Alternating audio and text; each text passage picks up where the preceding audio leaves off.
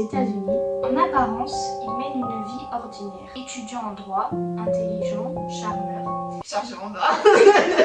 Il est apprécié de son entourage. Mais derrière ce masque, il a un masque, se cache l'un des tueurs en série les plus redoutés du Xe siècle. Au début des années 1970, une mystérieuse disparition de jeunes femmes secoue plusieurs États américains. Toutes sont jeunes étudiantes et disparaissaient dans des circonstances semblables. Ils suivent un homme séduisant, parfois blessé, demandant de l'aide pour porter des livres ou charger sa voiture. Cet homme, c'est Bundy. Une fois ses victimes isolées, il les séquestre, les agresse, puis les assassine. Dans des années, Bundy déjoue les enquêteurs, il change de vie, de méthode et parvient même à s'évader 2 fois de prison. Chaque fois, de nouvelles victimes tombent sous la violence. Sa cruauté et son sang-froid frappent les esprits. Il revient parfois sur les lieux de ses crimes et manipule sans remords son entourage comme les policiers. En 1978, sa cavale prend fin en Floride après le massacre de plusieurs étudiantes dans une danse universitaire. De se défendre lui-même, transformant son procès en spectacle médiatique. Charismatique, il séduit même certaines femmes venues l'observer. Mais les preuves s'accumulent. Bundy est reconnu coupable de dizaines de meurtres. Le 24 janvier 1989, il est exécuté sur la chaise électrique. Son dernier aveu laisse planer un mystère. Il reconnaît plus de 30 assassinats, mais les enquêteurs soupçonnent qu'il pourrait en avoir bien davantage. D'ailleurs, il y a une série sur Netflix. Il n'était pas un enfant comme les autres. Dès son plus jeune âge, il montrait une fascination inquiétante pour la mort et le contrôle. Il collectionnait les animaux morts, les disséquer et s'amusait à observer leur décomposition. Son environnement familial n'a pas aidé. Ses parents se disputaient fréquemment et leur divorce l'a laissé dans un sentiment de solitude, d'abandon. Dahmer se referma sur lui-même, incapable de créer des liens affectifs, stable, profondément conscient de sa différence par rapport aux autres. Adolescent, il développa des fantasmes violents qui mêlaient sexualité et dominance. Il rêvait de contrôler complètement une autre personne. Son premier meurtre commis à 18 ans lui donna un sentiment paradoxal de pouvoir et de soulagement. Comme si un exécutoire s'était ouvert à lui. On sait jamais s'il y a quelqu'un qui Peur obsessionnelle qui le poussa à expérimenter des méthodes extrêmes du cannibalisme. Elle mange des corps humains. Il attire ses victimes dans son appartement en leur proposant de l'argent ou des boissons ou la tentative de créer des zombies en injectant de l'acide dans le cerveau de ses victimes.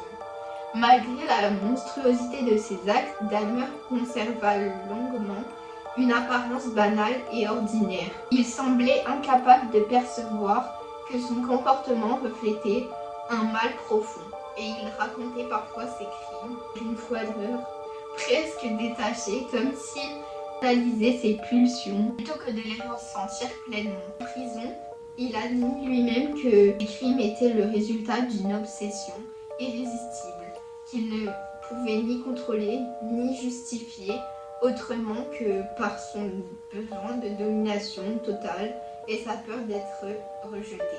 Donc, la police a découvert après l'horreur qu'il avait des corps conservés dans des bocaux. C'est dégueulasse. Ah, donc ils étaient coupés. Donc oui, il reste du monde dans l'appartement. Ça devait puer.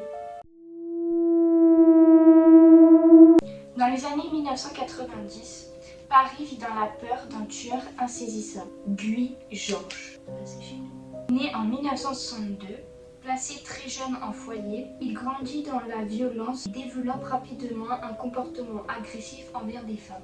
Entre 1991 et 1997, il viole et assassine au moins 7 jeunes femmes, souvent dans des cages d'escalier ou les appartements ils parviennent à s'introduire. Louis Georges est méthodique. La police met du temps à établir un lien entre les crimes jusqu'à ce que l'ADN devienne un outil décisif dans l'enquête. C'est grâce à ces nouvelles analyses qu'il est identifié et arrêté en 1998. Son procès en 2001 est suivi de près par les médias. La cible, il écoute les témoignages des familles des victimes avant d'être condamné à la réclusion criminelle. L'affaire Louis Georges a marqué la justice française en accélérant l'utilisation des bases de données ADN pour traquer les criminels en série. Richard Ramirez, surnommé le Night Stalker, est l'un des tueurs en série les plus terrifiants de l'histoire américaine. Arrête! À Los Angeles entre 1984 et 1985. Ramirez a grandi dans une famille instable et a été exposé dès son enfance à la violence et à des pratiques, mais à chaque fois, c'est toujours à l'enfance qu'il se passe des choses. S'il vous plaît, à autour de vous, il y a des tueurs en série. J'en étais à vous. Adulte, il a commencé à commettre des cambriolages qui ont rapidement généré en viol et en meurtre. Son mode opératoire était imprévisible. Il s'introduisait dans des maisons la nuit, parfois par effraction, parfois par des entrées ouvertes et attaquait ses victimes avec une violence extrême. Il utilisait des armes variées, pistolets, couteaux et même des marteaux. Et c'est souvent des symboles sataniques sur les lieux et ses crimes, ce qui amplifiait la peur dans la population et fascinait les médias.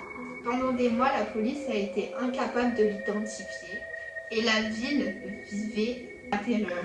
La capture en 1985 a été rendue possible grâce à la vigilance de citoyens qui l'ont reconnu dans la rue et l'ont neutralisé jusqu'à l'arrivée de la police. Ramirez a été jugé, condamné à mort et mort en prison en 2013. Des bienfaits qu'il est mouru en prison. Imagine, t'es là tranquille la nuit et là il y a un gars qui débarque chez toi qui te tue. T'as rien fait. Encore il y a une raison, ok, mais... Pendant l'occupation allemande, à Paris, le docteur Marcel Pétiot se présente comme un bienfaiteur. Le docteur Marcel Pétiot se présente comme un bienfaiteur. Il promet à des juifs et à des résistants de les faire passer à l'étranger grâce à un réseau clandestin. En réalité, il attire ses victimes dans son hôtel particulier. Là, au lieu de les aider, il les assassine froidement et s'approprie leurs biens. Entre 1942 et 1944, il aurait tué plus de 20 personnes, peut-être davantage. En 1944, l'odeur nauséabonde qui s'échappe de sa maison alerte les voisins. La police découvre alors un véritable charnier dans la cave et les fours improvisés de la demeure. Pétiot s'enfuit mais il est finalement arrêté quelques mois plus tard. Son procès en 1946 fascine la presse. L'ancien médecin se défend en prétendant avoir éliminé uniquement des nazis et des collaborateurs. Les preuves contredisent ses propos. Reconnu coupable de 26 meurtres, il est guillotiné en 1946 chez Castro. Quoi? C'est que des hommes, les hommes. Tu m'as fait peur, j'ai vu qu'il y avait une affiche, je sais que un homme qui était sorti de l'image. Les femmes, on est gentils. Il est né en 1960 et il est un chauffeur de bus et père de famille. Il mène une vie apparemment normale, mais il cache un secret terrifiant. Entre 2002 et 2004, il kidnappe 3 femmes, une de 21 ans. Qui sont nous les victimes En fait, c'est les hommes qui... et nous, on est les victimes. Mais 16 ans et 14 ans. Donc il attire dans sa maison sous divers prétextes, ferme dans des pièces de sa maison. Et les conditions sont horribles. Les femmes sont chaînées et surveillées en permanence. Les victimes ont été violées, attachées, enfermées dans des pièces sombres et isolées. Elles ont dû subir des abus physiques et psychologiques constants. Les victimes vivent coincées dans la maison sans possibilité de sortir. Castro tente de contrôler chaque aspect de leur vie, nourriture, communication et même toilette.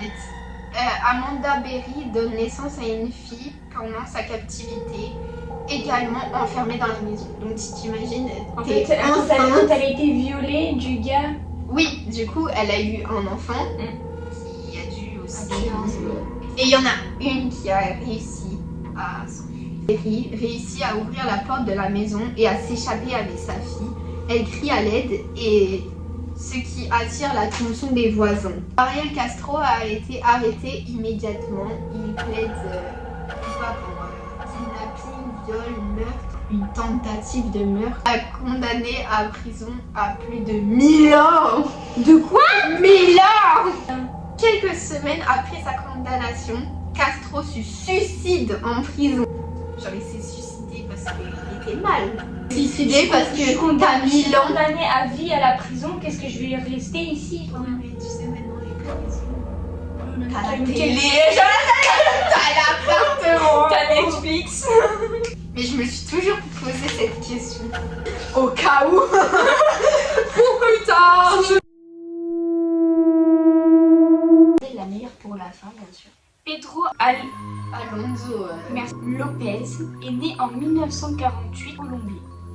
Son enfance a été un cauchemar. Abandonné, battu et témoin de violences terribles, il a grandi avec une haine profonde et une obsession morbide pour le contrôle et la mort. Mais toujours ça.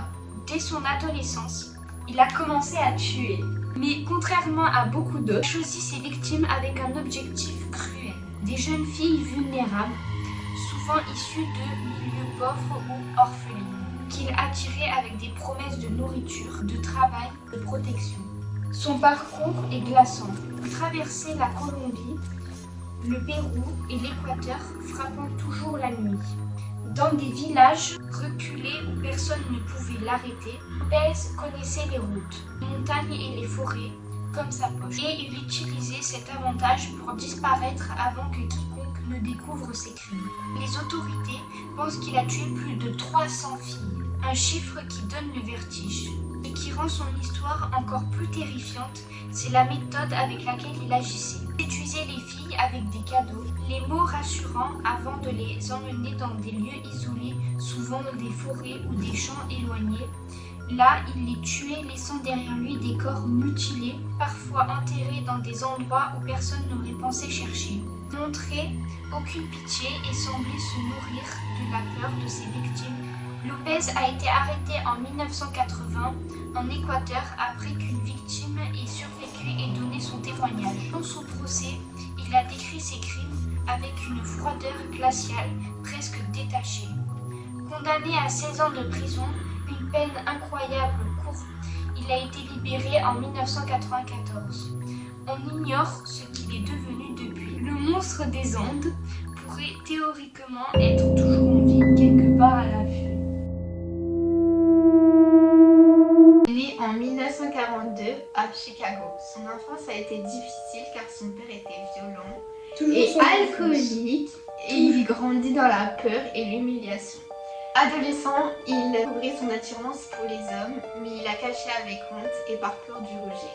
Devenu adulte, il essaya de mener une vie normale. Il se maria, eut des enfants et il ouvrit une petite entreprise de bâtiment. Il marchait bien. Dans son quartier, on le voyait comme un homme gentil et serviable. Il se déguisait en clown sous le nom de Pogo pour amuser les enfants lors de fêtes, mais derrière ce masque souriait se cachait une nature sombre. À partir de 1972, il commença à attirer les jeunes hommes et adolescents chez lui en leur promettant travail et de l'argent. Une fois en confiance, il les piégeait, les menottait avec un faux tour de magie. Il les agressait. La plupart mouraient étranglés. Gachi enterrait ensuite les corps sous sa maison. Super. Mais tu sais que en dessous de chez nous, il y a des corps. Oui, genre vraiment en dessous. Oui, genre c'était à cette époque. Ou les jeter dans une rivière. En 1978, un adolescent de 15 ans, Robert Piest, disparut après avoir dit à sa mère qu'il allait rencontrer Gachi pour un emploi. La police enquêta et perquisitionna sa maison. L'odeur nauséabonde mena à la découverte macabre 33 victimes furent retrouvées, 29 enterrées sous sa propre maison. Mais quelle idée! Son procès en 1980 fut très médiatisé. Ses avocats plaidèrent la folie, mais le jury le déclara coupable. Ben, heureusement encore. Non, t'as 30 corps en dessous de ta maison, mais non, t'es pas coupable, t'es une victime. Il fut condamné à mort. C'est la fin de cette vidéo. On espère que ça vous aura plu.